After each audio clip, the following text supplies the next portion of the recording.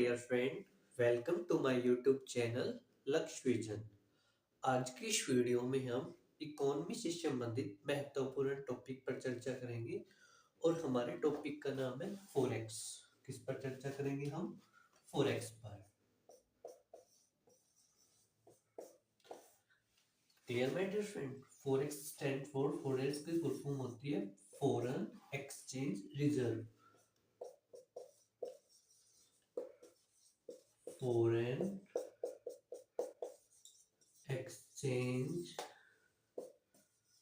Reserve. Clear? Hindi में बोलते इसे विदेशी मुद्रा भंडार।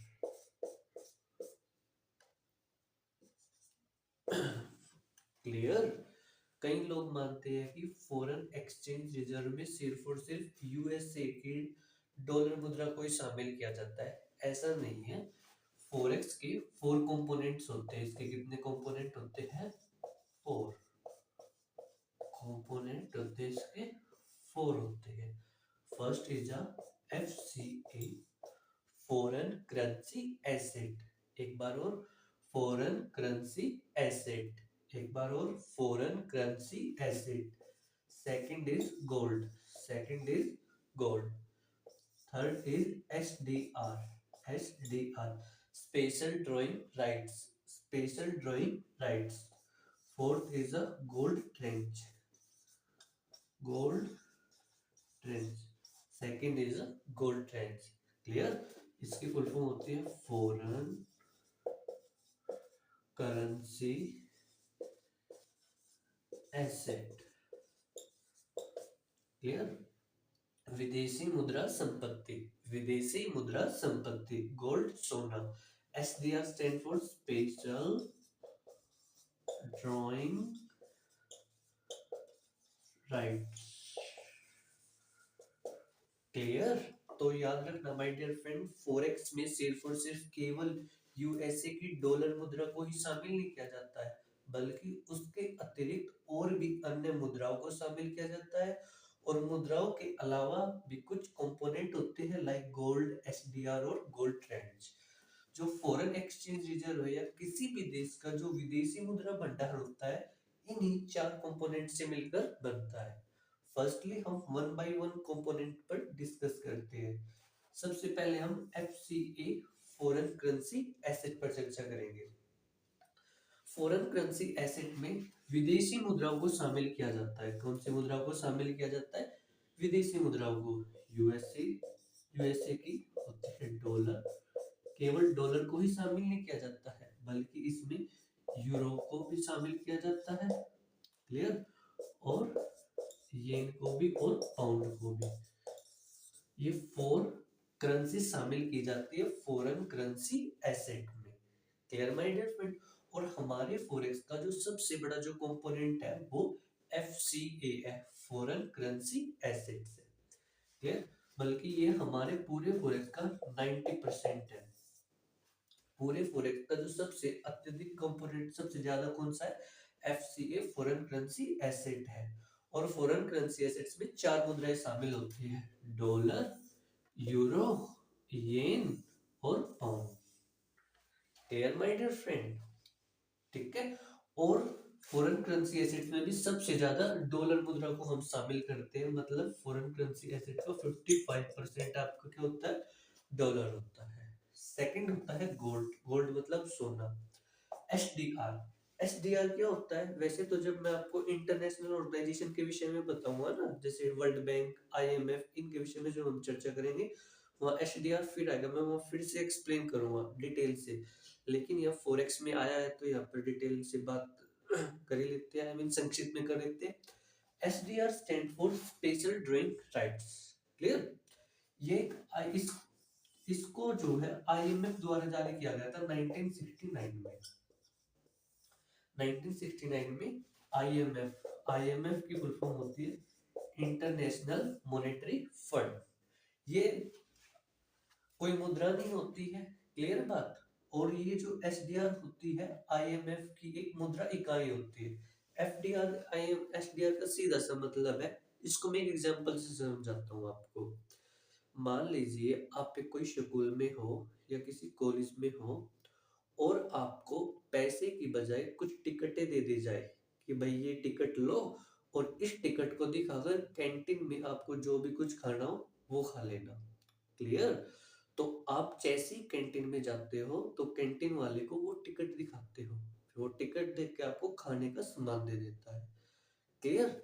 ऐसा ही एसडीआर है। एसडीआर एक क्या है, हमारी टिकट है जिसको कौन जारी करता है, आईएमएफ इंटरनेशनल मॉनेटरी फंड। और जो आईएमएफ इंटरनेशनल मॉनेटरी फंड है अपने मेंबर कंट्रीज को, अपने सदस्य देशों को ही एसडीआर देता है। क्लियर? और इस एसडीआर में बेसिकली 5 मुद्राएं शामिल होती है। कौन कौन सी मुद्राएं शामिल होती है? तो डॉलर होती है आपकी, एक येन होती है आपकी, एक रेनमेन भी होती है, और एक पाउंड होती है, और एक यूरो होती है। ये 5 मुद्राएं शामिल होती है। अब मैं चेक कर लेता हूँ ये विजिबल है या नहीं। अरे विजिबल है भाई। जे नहीं भी विजिबल है ना, कई बच्चों के कमेंट आते हैं कि भैया नीचे विजिबल नहीं है, तो एक बार मैं फिर भी चेक कर लेता हूँ। अब विजिबल है ये। क्लियर? स्पेशल ट्रेडिंग रेट्स में 5 मुद्राएं आती है, डॉलर, येन, रेनमिनबी, पाउंड और यूरो। ये हो गया आपका एसडीआर। एसडीआर ये कोटे के मूल्य के निर्धारण पर होता है, हम विस्तार से वहां पर चर्चा करेंगे। संक्षिप्त में मैंने आपको बता दिया है। एसडीआर इसको आईएमएफ जारी करता है, ये एक टिकट होती है, बल्कि कोई भी देश इस टिकट का उपयोग कर किसी भी देश से पैसे ले सकता है, विभिन्न मुद्राओं में पैसे ले सकता है। फोर्थ होता है आपका gold trench. What do you mean by gold trench? ध्यान से याद रखना, जो इंटरनेशनल मॉनेटरी फंड के जो मेंबर्स कंट्री होते हैं वे अपनी मुद्रा का कुछ हिस्सा आईएमएफ में जमा करा देते हैं, और आवश्यकता पड़ने पर वे आईएमएफ से उसे उधार भी ले लेते हैं। उसी को हम बोलते हैं गोल्ड ट्रेंच। क्या बोलते हैं? Gold trench. एक बार और बताता हूं मैं आपको। आईएमएफ के जो सदस्य देश होते हैं वो अपनी मुद्रा का कुछ पार्ट किसमें जमा करा देते हैं? आईएमएफ में। और आवश्यकता पड़ने पर आईएमएफ से ले लेते हैं, that is called gold trends. Clear? Forex के 4 कंपोनेंट्स से ये याद कर लेना, आप इसका एक स्क्रीनशॉट ले सकते हो। अगर आपने समझ लिया होगा तो बेटर है। अगर आपसे कोई कहेगा फॉरेन एक्सचेंज फॉरेक्स में सिर्फ विदेशी मुद्रा को शामिल होता है, तो ऐसा नहीं है। उसको ये वीडियो समझाना, इस वीडियो के माध्यम से उसको बातें बताना, ताकि उसको कंफ्यूजन ना रहे। क्लियर? तो अब मैं बात कर लेता हूँ कि भारत का फॉरेक्स रिजर्व कितना है, कितना नहीं है, और उससे रिलेटेड एक टर्म पर भी बात करूंगा मैं आपको, import cover. Import cover, import cover.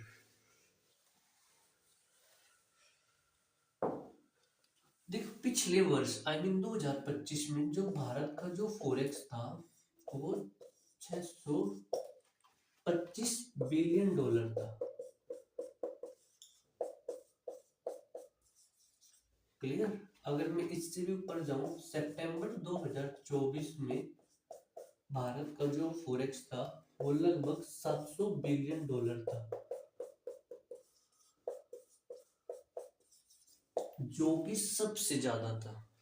वर्तमान में भारत का जो फॉरेक्स है क्रॉस कर रहा है 700 प्लस बिलियन डॉलर है अभी भारत का, जो कि भारत के लिए बहुत ही अच्छी बात है।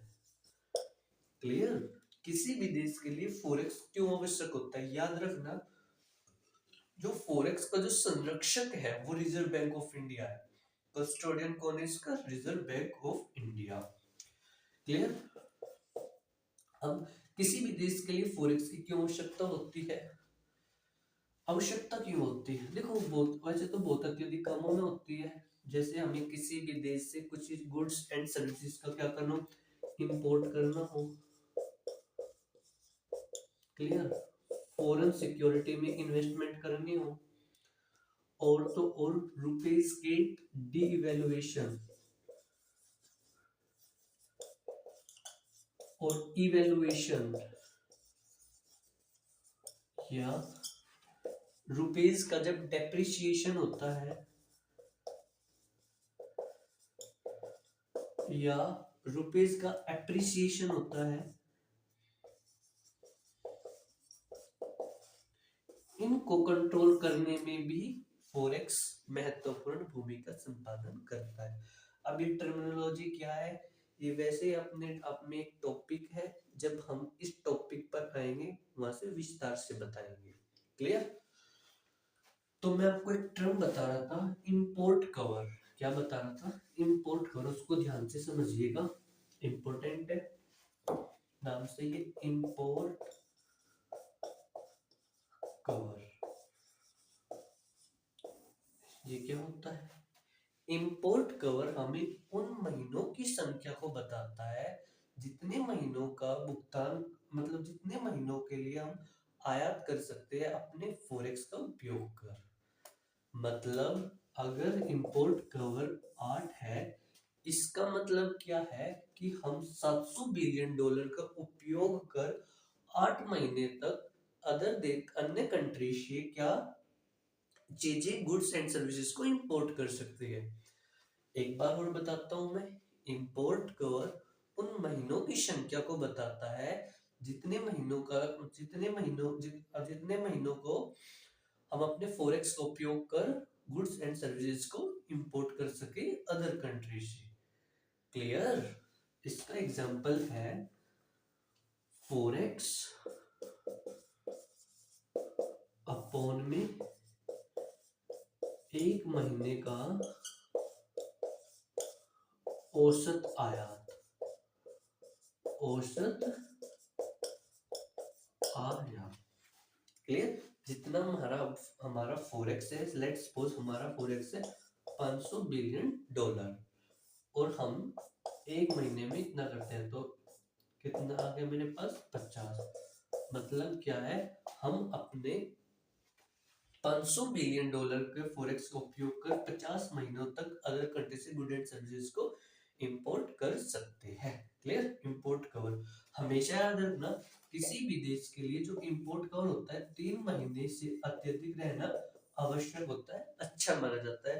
भारत की इसमें बेहतर स्थिति है, भारत का जो इंपोर्ट कवर है वो 9 से 10 महीने, आई मीन 11 महीने तक का, जो कि भारत के लिए बहुत ही अच्छी बात है। आपको ज्ञात होगा 1991 में भारत, 1990 के दशक में, 1990 में ही भारत में फाइनेंशियल क्राइसिस हुआ था। उस समय में भारत का जो फॉरेक्स था वो सिर्फ और सिर्फ 1 बिलियन डॉलर था। कितना था? 1 बिलियन डॉलर। और हमारा जो इंपोर्ट कवर था वो सिर्फ और सिर्फ 7 दिनों तक था। अब वर्तमान में भारत का जो फॉरेक्स रिजर्व है वो 11 महीने है, जो कि बहुत ही अच्छी बात है। Clear my dear friend? So आज की इस वीडियो में हमने फॉरेक्स और उसके कंपोनेंट के विषय में चर्चा की और एक महत्वपूर्ण टर्मिनोलॉजी इंपोर्ट कवर के बारे में बात की। नेक्स्ट वीडियो में हम इसी से संबंधित या इकोनॉमी हो गया, कोई भी अदर सब्जेक्ट होगा, उससे रिलेटेड टॉपिक पर चर्चा करेंगे। मिलते हैं my dear friend next video में।